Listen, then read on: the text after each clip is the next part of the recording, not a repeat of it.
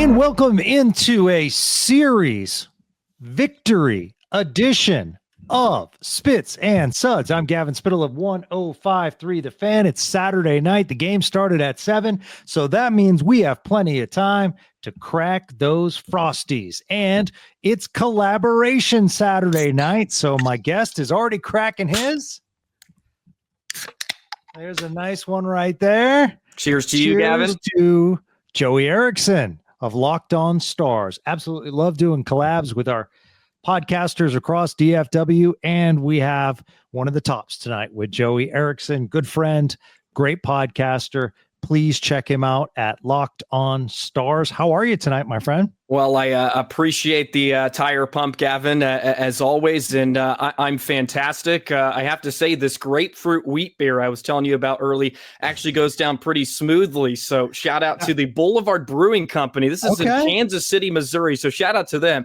No free ads, I guess, but this is pretty good. So I'm fantastic, Gavin. What a series clincher. What a win for the Stars, and proving and advancing to the Western Conference Final in 3 straight seasons is nothing to scoff at. So congrats to Jim Nill for what he's done here. Yeah. Truly amazing that's happening. It really is when you think about it. 3 straight years of Western Conference championship appearances. I mean, you always obviously want to get over the hump at some point, but at the same time, I mean, that is something that I think Pete DeBoer, Jim Nill should take a step back and realize, wow, this is not easy to do, specifically when you look at the gauntlet that they've gone through in these years. Yeah.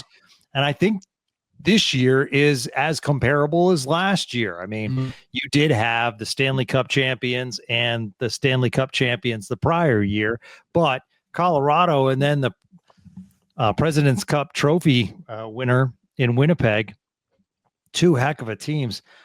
I was saying the other day, and let's start with this, Joey, I think that the Central Division can be at a disadvantage when it comes to this. I mean, I know you have to play who's in front of you, but at the same time, there's a little bit of a difference between where Vegas is and the LA Kings compared to, I mean, look at what Winnipeg had to go through as well.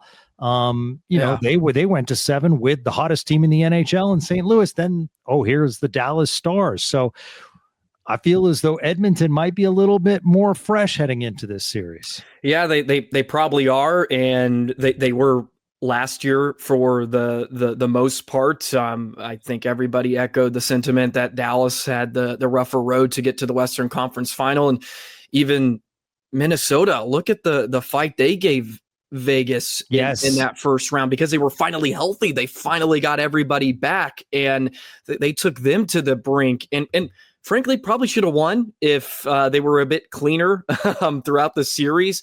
But I thought Minnesota was the better team for large chunks of that series too. Just really dominating, physical, fast, hard hockey games in this division. And every single series that featured 2 Central Division opponents really lived up to the hype. And I think this one here did tonight. It was just such an awesome game. And of course it helps the Stars win, but it finally felt like both teams were throwing their best punches tonight. Yes. Because in the first 5 games, it just felt like one team kind of had the edge for the majority of each of those games. But tonight it was just back and forth. It's anxiety inducing watching them go up and down the rink, and Otter was fantastic. It was good to see Hellebuck have a good game. I know we don't want him to be lights out against Dallas, but it's good for the product, and it's good for the entertainment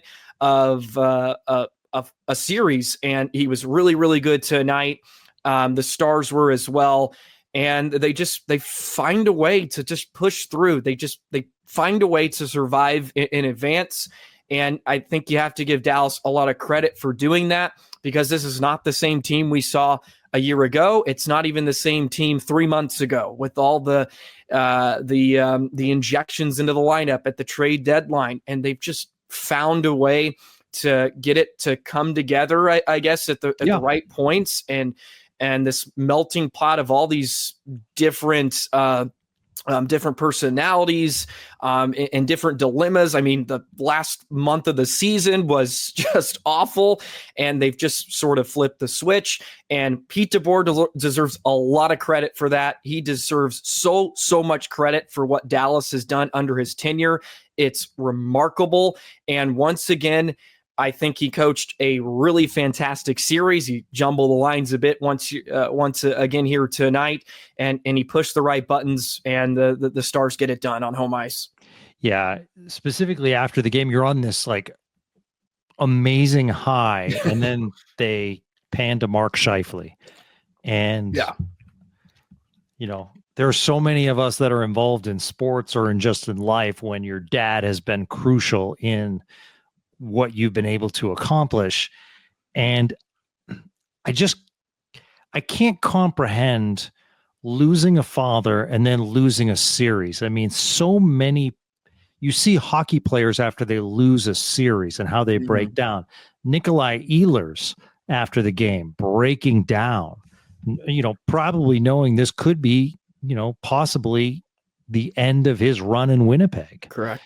So, I just wanted to, we're celebrating. This is awesome. And I'm not trying to, bring us down, but at the same time, you just have to feel. And it was really good to see once the game is over, the embrace of Jamie Benn and Mark Scheifele. I think that was needed. And obviously Tyler Seguin has a close relationship with Mark Scheifele, and they embraced for a while as well. It was great to see Connor Hellebuck and Jake Oettinger having a conversation.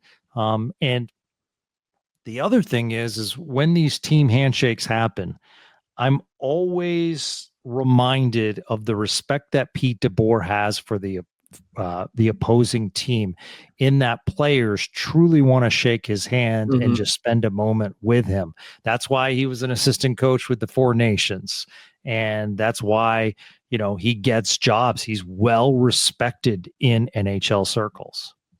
Yeah, hockey is just a beautiful game, right, Gavin? That's why we talk about it as much as we do, and why we talk about it with so much passion, because I don't think there's any other sport in the entire world where their players and coaches have as much respect for one another as this game did. And first off, thoughts and prayers with the Scheifele family. That is just completely awful. I can't imagine having to go play a game after hearing news like that, let alone in an elimination game. I think he made his dad proud. I think he really did. He was excellent, and I know he was in the box. I know, but I think most teams would have taken that penalty. Otherwise, it's a breakaway. I think you take that penalty, and sometimes you have to live with those consequences. And it stinks that he was in the box for that. And I'm sure that's eating him up a bit to some degree. But it certainly was an emotional scene for him, and the handshake line, of course. And it was nice to see just the respect between Ben and Scheifele, of course, who got into it earlier in the series. But man, I just felt awful for him, and credit to him for playing, because no one would have batted an eye if he just said, I just can't go tonight. And he did. And of course, he scores a goal. It just felt right. And beauty. Great job by him. And just great job by everybody involved. From what it seemed like, I didn't see the first two periods, but it seemed like ESPN touched on it quite a bit, and they did an excellent job. And it always reminds you, it's like, we play a really freaking fun game, and we get so into it sometimes, but those are always cool moments, whether the result was a win or loss for him. Yeah. I mean, Winnipeg continues to lose, and that streak will now continue. It's 2023, the last time they won a road playoff game, which is incredible. But I mean, I think they can hold their heads high, put on a good one tonight. I think me personally, I think if, it should be quieted down as far as Connor Hellebuck not being a big time goalie. I thought he performed well in this series. Sure, he had a bad game, but I mean, Otters had a bad game in the playoffs. But I thought Hellebuck was amazing tonight. And let's start from the Stars' perspective. I mean, Jake Oettinger taking his game to the next level. Absolutely amazing. Great stat that was put up tonight that I made sure that I captured regarding Jake Oettinger. 17-6 record, 2.03 goals against, and a .924 save percentage coming off a loss in the playoffs. Yeah. I mean, that is just incredible stuff. And I mentioned that on Locked On Stars going into Game 6 too. It was obviously a disappointment from a Dallas Stars side in Game 5, but I just felt that Dallas really shouldn't have had any pressure on them in this game. Of course, you have pressure to close it out, but it was Winnipeg that had to do something they haven't done in a while and haven't done in the postseason, and that's win a road playoff game. So Dallas should feel pretty confident heading into this Game 6, and I think they went into it with the right approach. And Jake Oettinger's the backbone. He's the backbone of the Dallas Stars. He just holds them in, makes timely saves. That stop he had on Kyle Connor in the second period, that was just point blank, just really easy. It just looked easy for him, just telescoped out, got the blocker there like he knew Connor was going to fire it in that spot, and he was just a smidge better than Connor Hellebuck. And sometimes it's all you have to be at this time of the year. Just be one save better than your opponents. And he was fantastic. But overall, I just loved the Stars game. They weren't passive tonight. They went in on the forecheck, and they were just hungry and relentless. They created a lot of mistakes for Winnipeg's defense. It would have been nice if they took advantage of it a bit earlier, but Hellebuck made some incredible stops. But I think the bounce back statistic in general under Pete DeBoer is just incredible. Of course, it starts with Otter, but it's also what the Stars do in front of them. And after all these kind of goose egg or laying egg games for Dallas, I never react to them at this time of year, just because they're such a veteran group. They always find a way to punch back and be their best the next game. And they were here tonight for the most part, and they were just a bit better. And it was nice to finally get a power play at the dying stage of regulation, and the Stars capitalized, and you have to give them credit for that. So as far as the Western Conference Final, just to let everyone know, just released schedule, the Stars and the Edmonton Oilers, little interesting because they're going to start on Wednesday, which I find fascinating, Joey, in that Game 7 for Toronto and Florida happens tomorrow night. So East gets a shorter rest time, but it'll begin in Dallas. Dallas, not by much, as Edmonton came on strong toward the end of the year. I think it's a 5-point difference between the Stars and Edmonton, but that gives Dallas home ice advantage, that extra Game 7 if necessary. So they'll start on Wednesday night at 7, and then Friday evening at 7, and then Sunday, a week from tomorrow, they will play a afternoon tilt in Edmonton at 2:00 Central Time. And then Game 4 is 2 days later. So every 2 days they're playing in this series.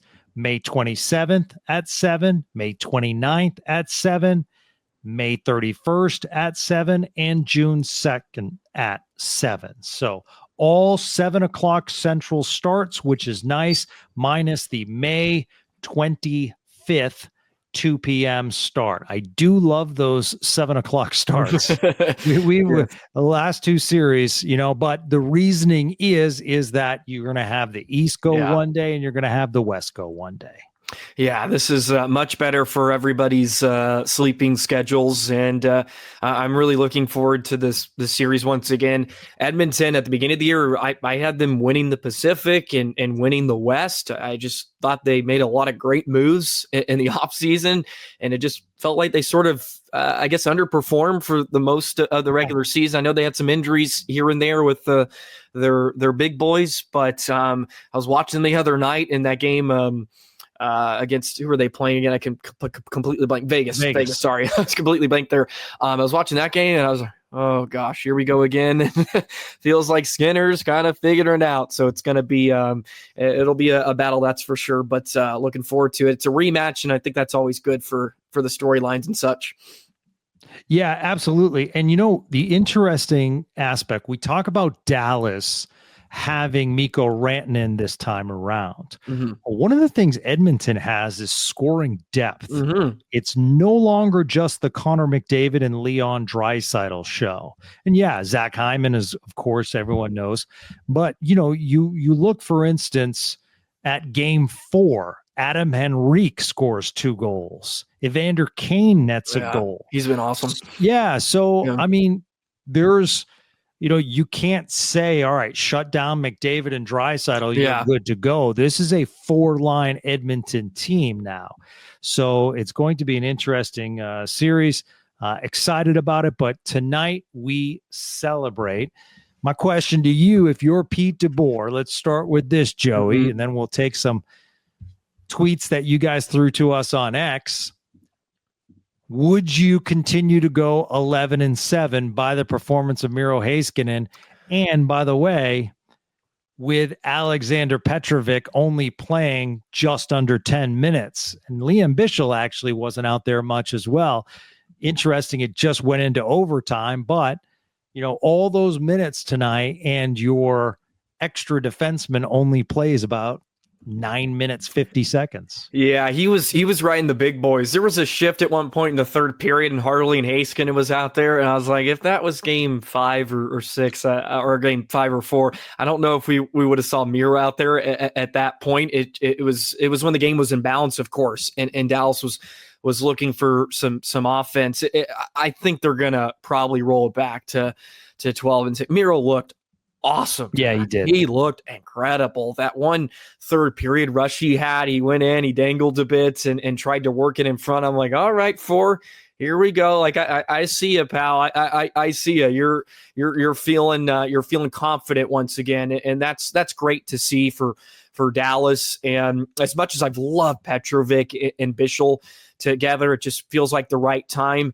And also, what I've loved about the 11-7 too, it's not really what Pete DeBoer likes to do. That's not something he's usually comfortable with, but he went to it in this series because it benefited Dallas, and he was able to give the Rantanens and the Johnstons of the world a bit more ice time. And now I'm curious, even if he does go to 12-6, are we going to see those heavy minutes still for Mikko Rantanen? Because I just feel like you have to throw him out there if you can, because he was really, really good tonight. I mean, look at some of the time on ice number, 25 minutes for Harley. Mikko Rantanen, 24-22, second most. And Miro was right behind him. I think that's the more alarming one. Miro's right there at 23-40. So great point. It's time to take the Gunners off. I think the Gunners were off tonight, and just let them roll. Yeah, not to mention, of all the stars, Mikko Rantanen had the most shifts on ice in 32. So Heiskanen with 29 and Harley with 30. And the last 3 games, I don't have the exact minutes, but I believe it has gone just over 14 minutes for Heiskanen, up to 18 plus minutes. Yeah. And tonight, 23-40. So clearly going up 4 to 5 minutes a night. And to me, that's why I think they go 12-6, because, you need an extra forward to me for that back checking for, I mean, you can get away with it maybe with Winnipeg, but I need a fresh Mikko Rantanen. Yeah. And they need a Colin Blackwell. I really do. They absolutely need that spark, right? Yeah, I think you need a Colin Blackwell just to insert some energy back into the lineup, because I think he's been really, really good. But Miro's just looked like his old self. And you look at the scoring chance numbers when he was on the ice for Miro tonight, 20 scoring chances for 5 against. And the scoring chances were heavily in favor of the Stars tonight. But he looked excellent. And I think just pairing him with Harley again, just allowing them to just kind of take control and set the tone for Dallas. And I thought it was perfect that Harley scored the overtime winner tonight too, just because he's been probably the MVP for Dallas throughout the season, and having to take so much responsibility when Miro went down, and was excellent tonight, and just really phenomenal stuff from Miro. But they're going to have to use everybody to try to beat an Edmonton team. And you look at a year ago, it was sort of the difference too for Dallas. Special teams were a problem, but we talked about if you stop 97-29, you probably win. Well, it wasn't the case, because Connor Brown's of the world had a heck of a series, and that proved to be a bit of the difference. Yeah, it's going to be a great series, and we do need to point out, we talk about like what they did on the ice. We complain about the penalties all the time. Tonight, 0 penalties for the Dallas Stars. Now, granted, the whistles are probably in the pocket, and for good reason. I do want to point out, I thought the refs called it right. I thought they, sure, I guess if they were going, there probably could have been some calls, but I did not see like blatant misses. Correct, yeah. And I thought that was a beautiful thing. I thought the breakaway, to me, if it was completely 100% unabated and then the penalty occurred, I think you're forced to call the penalty shot. I think in this scenario, I felt as though Scheifele was close enough, able to get a couple of whacks.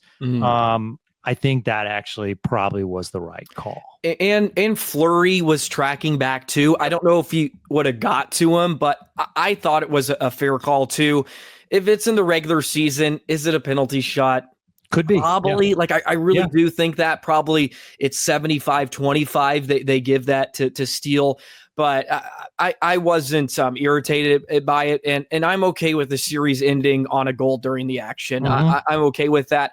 I differ from the phantom goaltender interference call from exactly a year ago with Duchesne in front. Oh yeah, that should have counted. I'm sorry, I'll stick by that one, but I'm okay with that going to a power play. And I think you hit the nail on the head. I'm okay with every game the rest of the way being called like that. I love when the refs just swallow the whistles, call anything that's egregious. And I know if they called the game like maybe the rest of the series, Dallas probably would have benefited more from some of the penalties. They probably would have got a couple power plays in the game, but it was fast, it was physical, and the refs obviously made that known by putting the whistles in the pockets. And I'm okay with that, because it made for the most entertaining game of the entire series, because I'm not having to watch power plays. And I like power plays too. Look, I get it. It's benefited the Stars this postseason because they've been able to capitalize on those. But I will watch 5-on-5 hockey for the rest of my life and never complain about it. And I know some people are worried about setting precedents and whatnot, but look, it's okay. And I thought the refs were great tonight, and obviously the Stars benefited from the call. So at the end of the day, they did enough tonight. And if you continue to work, I think it sets a good standard too. Continue to work your bag off, you're eventually going to get a call. And the Stars did it tonight, and it was obvious, but I'm okay with the obvious ones being called and some of the discretionary ones let go. They say that a power play is tough when it's split in two and you come back after being in the locker room and you have half the time. But in this scenario, I think it actually benefited the Stars, only about 15 seconds. And then they went to overtime. And the reason I say that is you have a clean sheet of ice. Yeah. That's really, really important. If you watch the game-winning goal by Harley, the one-timer, that puck actually starts out on the end, but to me, due to the smooth ice, it actually flattens back out. Yeah. So it was a perfect position for a one-timer. If that's at the end of the period, who knows what's happening. But, the other thing is, it was a perfect shot by Harley. It was,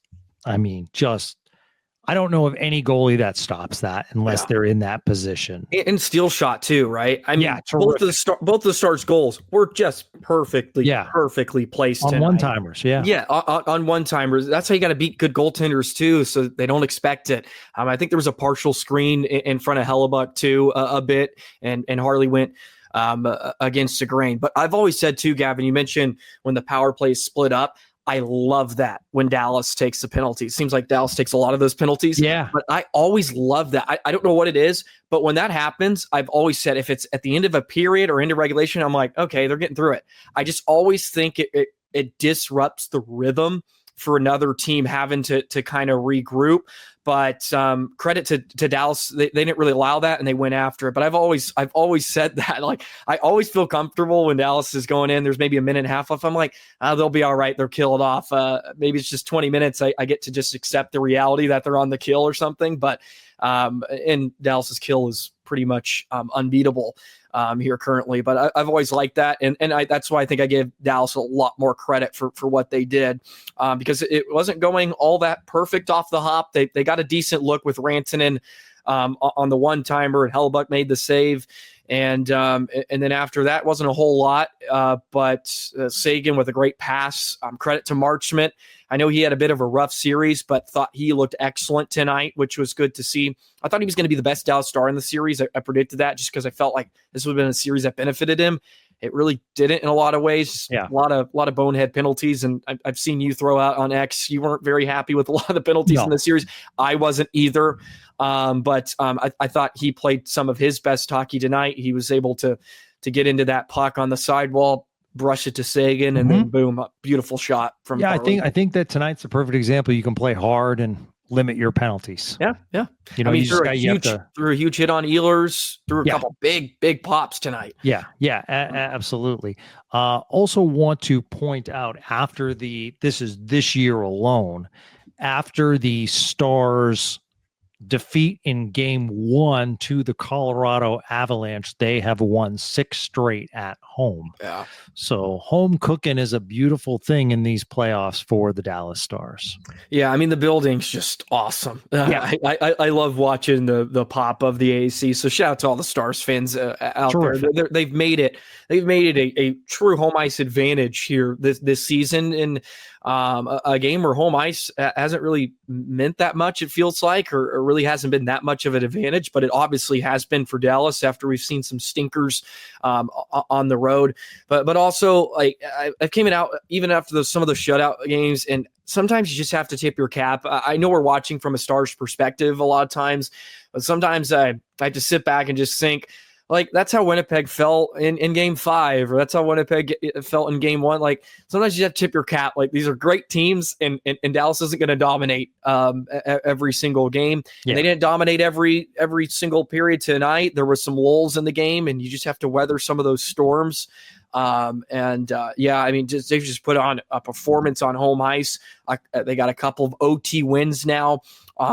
It's nice that Dallas is winning some of those overtime games. Man, I remember a few years ago they couldn't buy an overtime win, but now they've kind of got that clutch gene. And yeah, they have the makings of a team that can win it all this year. They really do. Whether they put it all together or not is another question. But they look the part, I think. Yeah, I think they do too. Obviously, you need the depth scoring in this next round against Edmonton. I think defensively, they've played really well. He's not talked about a lot, but I think Cody Ceci has been a nice acquisition. Just a nice. I mean, you look at his minutes tonight, nearly 21 minutes on the ice, and he does a good job killing penalties. So, Esa Lindell's always going to be solid. So I think, defensively, they've played much better than they did, obviously, toward the end of last year. So you always can improve, but at the same time, this team's going to get well-needed rest. And then obviously prepare for Edmonton, a fired-up Edmonton that was really upset that they lost the Stanley Cup last year.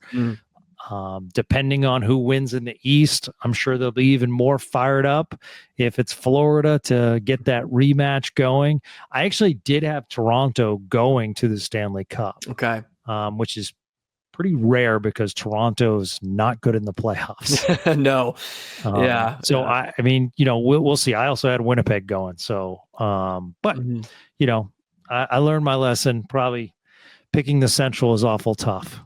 Yeah, it's just a gauntlet. Like it's hard to be beat up for 6 or 7 games, and that St. Louis series they played in was obviously so physical. And we saw more of that tonight in Game 6. Again, I know I keep coming back to this, but it's just such a fantastic game. It was just so physical, and going up and down. Transition games were fun, and you got some great goaltending. And it'll be really intriguing to see who kind of pulls it out, especially out east. I would love to see Carolina Dallas. Oh, I think that would be a fun series. Yes. I think the storylines write themselves with everything there. I think the NHL probably secretly may want that, or Edmonton, Toronto, of course. they would always love a couple of Canadian teams, but it's been a fun time of year.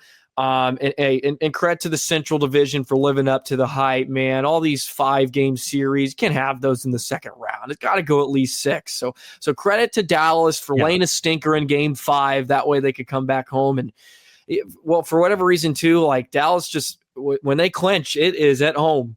So I picked Dallas in 6 ahead of this series because I had no faith in them going to Winnipeg in a Game 7, despite Pete DeBoer being pretty much, I guess, the messiah when it comes to Game 7s. I'll probably pick Stars in 7 against Edmonton. Just feels that way off the hop. My first impressions. We had talked on Spits and Suds about a statistic to keep an eye on, and that was face-off win percentage. Tonight, Stars dominated 64% to 36%.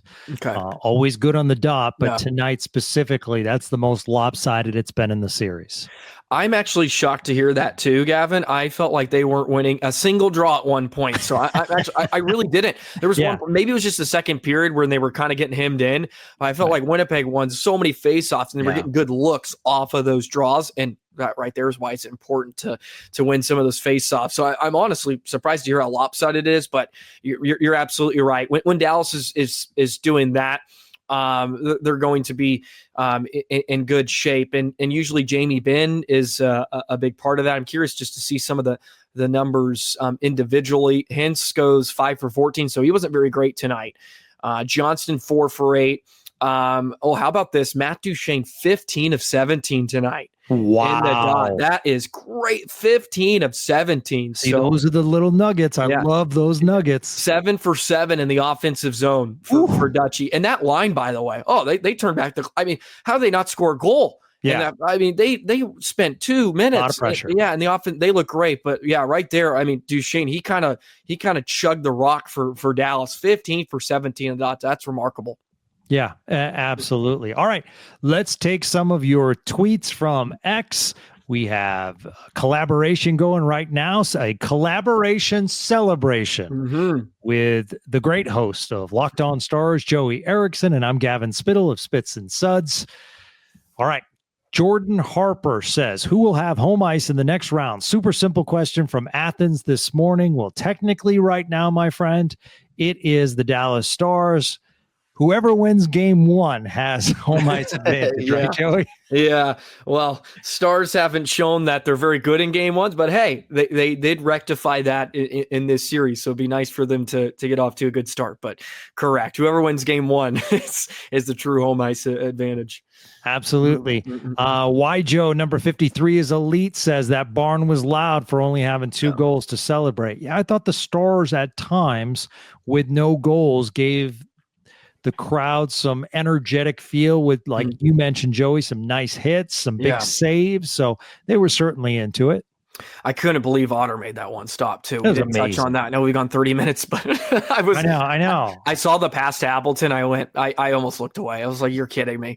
And I think the Stars were fortunate, fluttered a bit too. It wasn't flat coming off his blade. Otherwise, maybe he buries that, but Otter just facing back. That's two saves he made in the series facing his cage. I would not say that is the routine way to do it. But hey, whatever works for Otter, and he pounced. And yeah, I just think the Stars crowd has lived up to the bill every single time.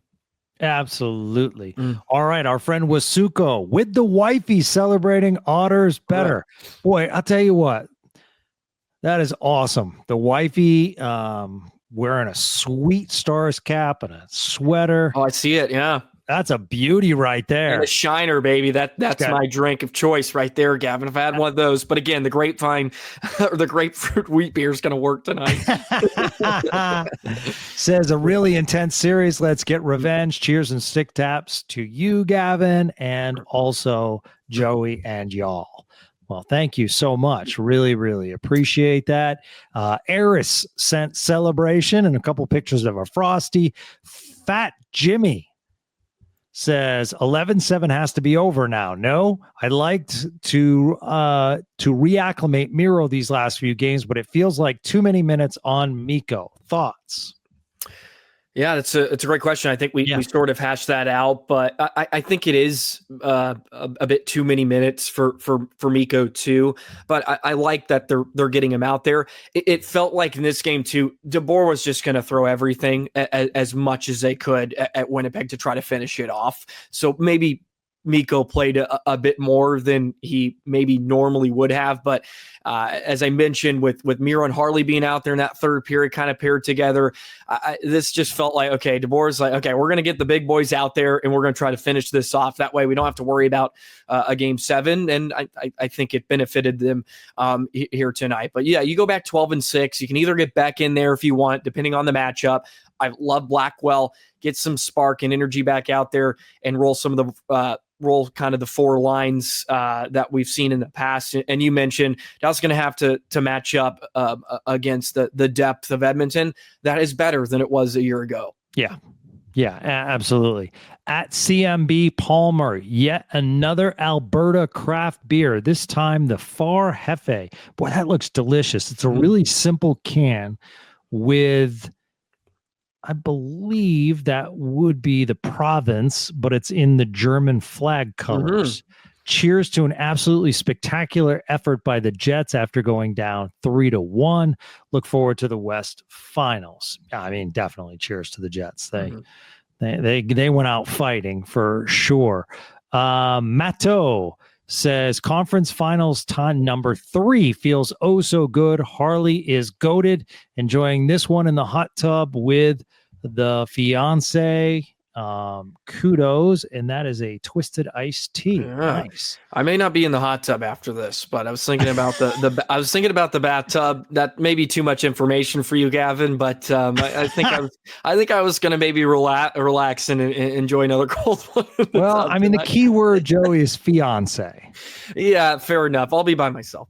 Yeah, exactly. Like if my dog after this, Rico, says, "Hey, let's go in the hot tub," I'm like, "Nah, I'm good, Rico." You know. So just letting you know. Yeah, credit to you, Matala. Cheers to you, buddy. Millsy says, wearing my Harley sweater. Well, I mean, Millsy making it happen. So happy for this win. Oh, wow. A little Boston accent here. Wicked Rista. Oh, yeah. By Third Wide Brewing in the glass in Jake Oettinger. I trust. Love that.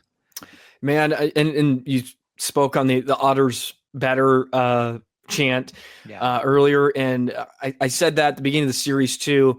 I knew Jake Oettinger was going to show up in this one. You knew he had a chip on his shoulder from earlier in the regular season. You can't tell me he wasn't thinking about that chant already going into this series, and he wanted to shut up the opposing fans a bit. And I loved even in game 5, you didn't hear the U.S. backup anymore. So I think Otter got the job done there. So credit to Otter, man. And he plays great with a chip on his shoulder. 957 save percentage tonight. Wow. In fact, let's see. 1, 2, 3. Yeah. He's had a 912 or better save percentage in the last 4 games. Yeah. So really, really impressive in this year's playoffs.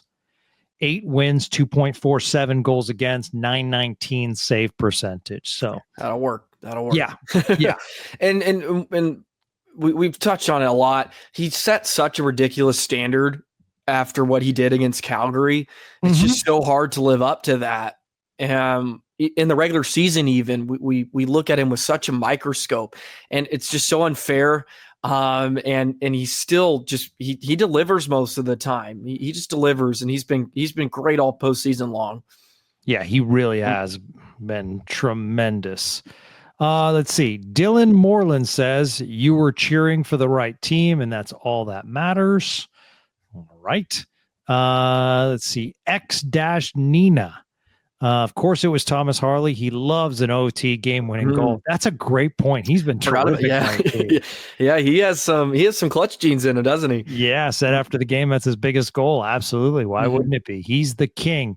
My name is not Damien. Otter with the save of the postseason, capital letters, again. He has to be the favorite for Team USA next go-around, right? Oh, I mean, they're going to be in good hands. I think. Yeah. Totally. Yeah. Totally. I mean, Swayman, had a much better second half of the year, so he'll be in the mix. I don't know if Swayman's looked that great at the World Championships. Yeah, from what I'm seeing, but not that really matters. But good point. Good point. That World Championships is not to get off on I really appreciate NHLers playing, but they got to be gassed. Right. Yeah. Yeah. To play an entire season, it's like, all right, go play for your country. Good. Yeah, and I can't imagine the defense is all that great in front of Swayman either, right? There's some guys that, of course, they're trying to play well, but they're probably a bit looser and not worried about their end of the rink as much. Yeah, no, that's true. I'm trying to think. Who won the game winner the other night for USA? Wasn't Thompson? Didn't he have the hat trick? Yeah, Tage Thompson on the one-timer. Yeah. He didn't even pump his fist or anything. He just okay, let's go home. Yeah, they surrendered a 3-goal lead, I think, in the period. But yeah, there was just no excitement. It was just okay, way to go, guys. That was like a beer league goal. Fair enough.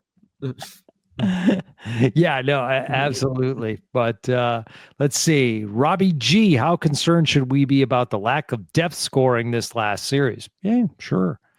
You should be. Not talked about.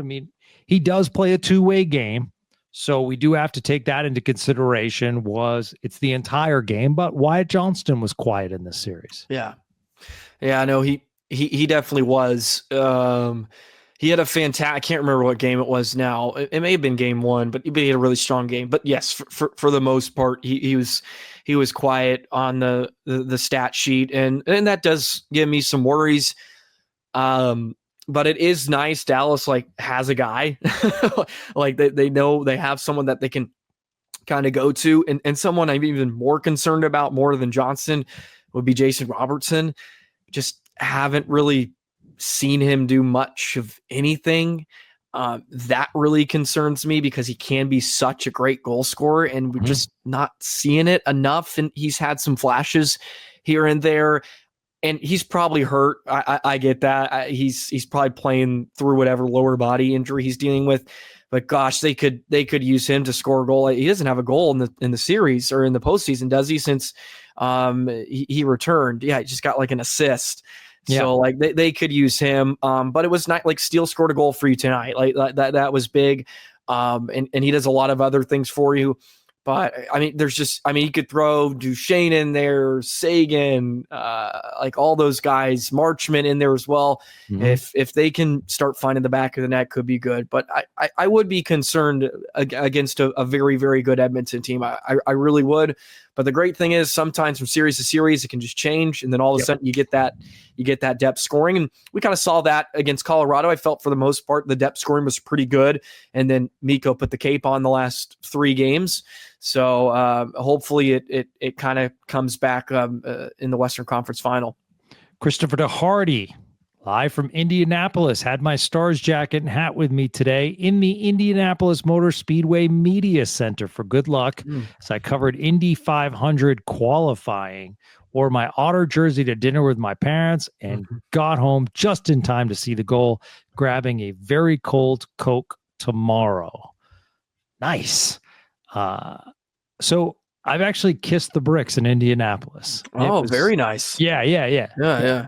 Okay. I've never been out there. I've been to one like NASCAR race, I think in my life. I went out to Texas Motor Speedway once when I was really young. For whatever reason, I had a big affinity for Tony Stewart. That was my guy. Right. Tony Stewart. I love the Home Depot car for whatever reason. I have like a Tony Stewart hat in my closet. Nice. So, but I was never like huge into NASCAR racing or whatnot. Yeah. But obviously the Indy 500. That's the milk too, right? They drink that one. Sure is. That's tomorrow, right? Sunday. Is that when it's happening, or am I completely off my rocker on or that? Is it next Sunday? Or maybe but it's happening. So it hasn't happened, right? Right. That's correct. Yeah, that's why they're doing it. Qualifying. Yeah. By the way, kissing the bricks, probably a top 5 kiss. I will not go through the other 4. Oh, okay. Is your dog in there, or is it? Oh, you know what? Good point. Top you gotta 6. Readjust it now. Top 6. Okay. You might be listening. Top 6. Actually, I think someone else is listening too. That would be in my top 5. So there we go. I love it. All right, man. Having a blast here tonight. The Credible Hulk. Never a doubt, Gavin. Never a doubt. Absolutely. Rupert says, didn't have any beer on hand, so polar water it is. All right. That's a beautiful lemon, 100% natural seltzer. Remember, say it all the time. When you pop a Frosty, it does not have to be alcoholic in origin. It can be water. It can be Coke. It can be Dr. Pepper, whatever. Just popping because it's about the celebration together, not necessarily the contents of the can or glass or bottle. Well put. Thomas Mizkiel, crack 'em. Stressful hockey, but great hockey. Cheers. And a beautiful dog. And he has a pet, so the dog has a stuffed toy, which is actually a beer bottle, and has a Dallas Stars scarf on. Nice. Yeah, there we go. There we go. Teaching him right. That's right. All right, our man Husky, Joey. That was an awesome game. Dallas pressured, then had to survive a Jets offense and got back even. While I'm looking forward to savoring this Dr. Pepper, I really do feel for Mark Scheifele. I really, really do. I was hoping he would play today, and I'm glad he did. Yeah. I mean, terrific. Stick tap. Cheers. Yeah. I know Pops would be proud upstairs. That was it's brutal to even think about. But thank you so much, Husky, for doing that. I think as Stars fans, you wanted this game so bad, but I don't think you could not, in some part of your body or conscience, kind of give a slight cheer when Scheifele scored. Yeah. No, I think you're I think you're completely right. Even me, I was like, it's all right. We like, that's fair. You almost felt good about it. It was a pretty goal too. And he deserved it too, just for the way he played. Even like and not just all the, of course, out factors from what happened, but just he was really good tonight, and he got rewarded. And there was a smile on my face, and I think there probably was in the arena too. Like, yeah, fair enough. Yeah, absolutely. Noah Brown, capital letters. They are going to their 3rd straight Western Conference Finals. We're halfway there. That is what playoff hockey is all about. Otter with the save of the year. We are not going home. Anton Hudobin throwback. Oh, man, I love to see him in the arena the other night. Too. Awesome. It was great. Also, just want to add condolences to Scheifele and his family. It is tough losing your father. Cheers, Gavin. So cheers back to you. Daniel Long says an ice cold Miller Lite to celebrate the win in our trip to the Western Conference Finals. Best team in Dallas sports. Make sure the boys at the fan scream it loud. We will certainly pass that on. I think the boys have been really behind this Stars team this year. Yeah. Green Star in Nashville, and partly because Joey's been popping on a lot too. What a game. Fitting this win comes on the 1-year anniversary of the Duchesne overtime game-winning goal. Can we Please keep Harley on PP1 now. I feel like he's earned it at this point. Yeah, Joey, I don't foresee Pete DeBoer making that change where he would put Miro on power play number 1. No, I don't either. I know they threw him out there to begin overtime, but I think they were maybe just kind of riding the hot hand because he was good tonight, and maybe they thought he deserved it, and that's fair. But I think you're right. For the most part, throw Harley out there. And we talked about him having the clutch gene, and Brian Ray just threw this out there, the wonderful pre and post host on Victory Plus. Most overtime winners by defensemen last 3 years, season and playoffs. Harley atop of them all with 6. And there's some pretty good characters behind him. Erik Karlsson with 5, Evan Bouchard with 5. So yeah, he's in good company, and yeah, what a year he's had. And I said he's been the MVP, having to assume this responsibility and keep him on PP1. It's really nice when you can throw out Miro as your power play 2 quarterback. Yes. Much better than Dumba. I'll say that. That's not bad to have him be your backup. No, you're absolutely right. Vastly it's a different. good Cooper Rush. All right, Gavin, it's a good Cooper Rush. yeah. And so you have that, and you have Granlund and Rantanen now. So a little bit different look as compared to last year. Supernova overs, Man of Steel, meaning Sam Steele. I like that. Jake effing Otter, Thomas Harley, Finnish Mafia, your Dallas Stars. And the beer is a Ziegenbach. Oh, very nice. Yeah, great stuff. All right. William, got to watch the game back in Texas with family. Great game. Nothing but good things tonight. Cheers to you, William. Howie He, one of the best games I've watched in a long time. Love that the refs let the boys play separately. My son was born a few hours before Duchesne's game winner last year. This year, he got to stay up and watch Harley's. Maybe this will be a tradition. Yeah, that's tough to live up to your birthday. Like I know. Yeah, like if you're a father, it'd be like you get these wonderful overtime winners every day, and then what if they don't play one year? You're gonna be disappointing. Yeah, that's incredible. That's a good birthday gift. Hey, no, it's a really good birthday gift, and if he can remember tonight's game, that's an amazing memory at 1 year. Yeah. I was the Rangers won on my birthday, the World Series a couple of years ago. Like I'll never forget that. Nice. Like, that was very fortunate because it's not every time you get a World Series game in November. And it was on my birthday and they won. So those are special memories. And I hope Wyatt Johnson, maybe a decade down the line, is going to have a big overtime winner. And he'll actually remember it but maybe he will. Who knows? Yeah. Yeah. Our Spits and Suds Italian Cup champion, Flo Wee, with an amazing playoff run. Great pictures the other day that he put out on social media of him raising that cup. At F Weezer 55 says, tonight we finally saw how the transition game works with Miro Heiskanen and Thomas Harley both playing excellent. Cheers all the way across the pond in Italy, my friend. All right. Belfour's Billions.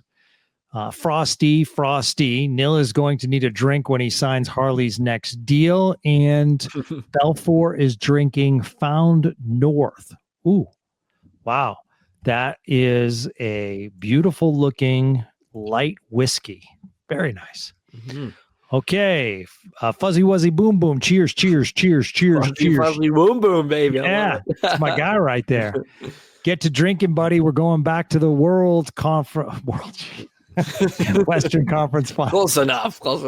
You know, I avoided that from 3 other tweets when it says WCF. I was really proud. I'm like, that's Western Conference Final. Make sure you say Western Conference World Final. Champions. That's right. All right, Rod Norton. Dallas Stars are moving on, and that's the bottom line. And a little gif of Stone Cold Steve Austin holding some Frosties. All right. B. Frank. I'm really happy Hellebuck and the Jets played a great game. No Jets choked on the road, just Stars won the series in a great game. That is a absolutely terrific summary. Yeah. Because I was thinking the exact same thing, Joey, that B. Frank's right. I'm really glad, and I know they're sad, and I'm sure Winnipeg is, they put so much into this team. This is the community's team. It's a small community. But at the same time, I really feel as though you cannot look at this Winnipeg team and not say like, wow, our future A is bright. B, we took a really good Dallas Stars game to 6, our team to 6, and we gave it our all. And you know what? Our goalie played darn good tonight. Yeah, that should probably be the number one takeaway in a lot of ways. This isn't, I think, either a typical second round loss in a lot of ways because of who the Stars are. And I think if the Stars lost, you could feel the same way. Like you're playing a Stanley Cup contender. Yeah. Just like Colorado even. Like it sucks the way you lost, but you lost to a team that has a chance to win it all, or really you played in a series that was a Western Conference final in round 1. And sometimes you have to shape it that way. It's really hard to do in the moment. Of course, it of course stings, but they went down swinging. And they also have to feel good that they got past round 1. That's sort of been a bugaboo of theirs, and they did it in incredible fashion. And Hellbuck seemed to figure it out, which is good, and you can build on that, right? It's you see this with a lot of teams. They take those steps, right? Dallas has taken those steps. Hopefully they finally get over the hump. Well, Winnipeg, they took a step forward, and hopefully they can continue that into next season. And I don't see why not. Like they were the best team in the NHL the regular season, and they gave a good Stars team a fight till the end, and they went down swinging. And I think that's a great point from B. Frank. I believe you said the Stars went out and won it. They won the series, and it wasn't because Winnipeg just kind of fell down and laid flat. Yep, absolutely. And the last tweet of the night, Michael, they have overcome so much. As Miro showed enough that we go back to 12-6. We did talk about that, and we both agree that 12-6 we feel is the way to go, with Heiskanen's minutes continuing to go up. Absolutely. Let's get 455 out there, baby. Load them up, Gavin. I want to see 455 against 97 and 29 the entire series. Nobody else. Yeah, and I'm guessing you agree with me that Lyubushkin likely moves down to that third pairing with Bichel, and Petrovic's the odd man out. Yeah. I think that's correct too. As you said earlier, CC's he's been fine, man. He's been fine, and it stinks for Petrovic in a lot of ways because I've loved what he's brought. Right. But Lyubushkin and Bichel have played together, which is nice. So there's some of that familiarity, and those are roles that are more suited for Lyubushkin too. That third pairing, CC drops down. And yeah, now you can load it up. And I said this the other day too. It's nice we're going to get to see Jim Nill's brainchild fully developed because everybody's healthy finally. You didn't really see that much this season. Now it's finally here, and we kind of get to see really what this team is. Right. Yeah, absolutely. And talk about health and the depth that they have this year compared to past years. Look at the scratches. And Matt Dumba hasn't been great, but he's still Matt Dumba. And if you needed to, in a desperate situation, now you can put in, if you do go 12-6, you could go Petrovic in. Okay, someone else goes down. Matt Dumba in. Oh, something else goes down. Brendan Smith in. I mean, Dumba and Smith are two NHL veterans that you can limit their minutes and, still get away with it. So that's, to me. And then you look at the forwards. If Oscar Beck is healthy enough, he goes. Oh, yeah. And there's Blackwell. Oh, yeah. And then there's Maverick Bourque. So it's fascinating the depth in which the Stars have right now, that they prepared themselves for injuries. And then you look back at the year, and it has been amazing to lose Tyler Seguin for that amount of time, to lose Miro Heiskanen for that amount of time, to lose Jake Oettinger for some games. This team has withstood this year. And then you had the trade. So a lot going on. Feel like they're kind of gelling at the right time. When the players are saying it's special, it's most likely special. Yeah, and like Oscar Beck, he played 73 games in the regular season for you, and he hasn't checked back back in for a few here in the postseason. Maverick Bourque played 73 games. Like, they were staples in your lineup. And of course, some of that was because of injuries. But remember January and all that? I mean, Ritskovian played 5 games. Matej Blumel played 7. Yes. Capobianco even played a game. R2 Hiru, he played 5. like they had to insert. I think at one point they had 7 rookies, I believe. I think with Stankoven in one game at one point. Like, that's how much chaos was kind of going on with all the injuries that they had just needed bodies to get into the lineup. And yeah, now like Beck, who's really been awesome this season, is a healthy scratch, and those are great. I think that's great signs. And you're right. If the Stars get in a pickle or anything, like, Matt Dumba is going to be serviceable. Brennan Smith could even be serviceable in a spot if you needed him. Hopefully you don't have to get to that point, but they're reaping the benefits of all the wonderful trades they made and just the roster construction in general. And you talked about a bit earlier, but just like with Jim Nill, just thinking about the future too. Like, there's some interesting decisions, in this offseason. Like, we'll wait to discuss those. I'm sure we'll have a few episodes in the offseason in a month or so, talking about Jamie Benn and the contract. Do you bring back Granlund? Do you Shane? It's going to be really, really fascinating stuff. So fascinating, because you have to manage the cap. And speaking of which, the Texas Stars play tomorrow in the Central Division Finals, and they are up 1-0 over the Milwaukee Admirals with a big win the other night. And you mentioned Justin Ritskovian had a heck of a year down in Texas, and he is tearing it up in the playoffs. Matthew Semenoff with a massive goal as well in that game 1. So it's good to see some of the younger players coming forward. And Texas is, they're going to be a tough out in the American Hockey League. So quality depth, even when you get down to the AHL. So Joey, you deserve to finish that Frosty in peace and enjoy the night. Man, I love doing these collabs. Oh, absolutely. Hello to everyone on Locked On Stars. You do a terrific job.